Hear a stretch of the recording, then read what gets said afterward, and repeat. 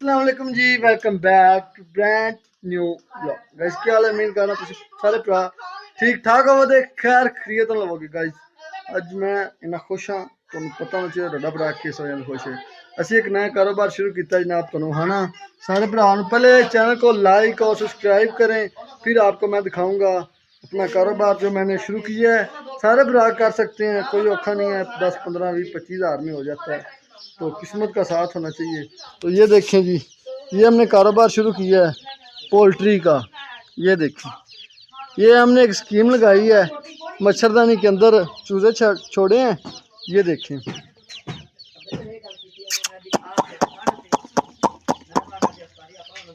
ये देखें, ये देखें, ये हमने स्कीम लाई है।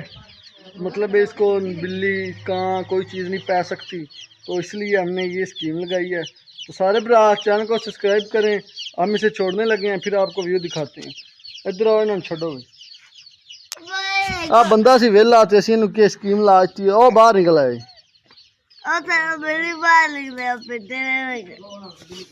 लो जी, ये देखें, ये देखें, ये देखें, ये देखें, ये हमारा पोल्ट्री फार्म है, हमारे घर के अंदर है।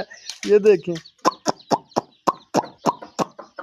लो जी, ये देखें, वाह जी वाह, हमारा पोल्ट्री, ये हमने पोल्ट्री फार्म बनाया है। सारे भाई बना सकते हैं अपने घर के अंदर, अपनी औरतों को जलील कर सकते हैं।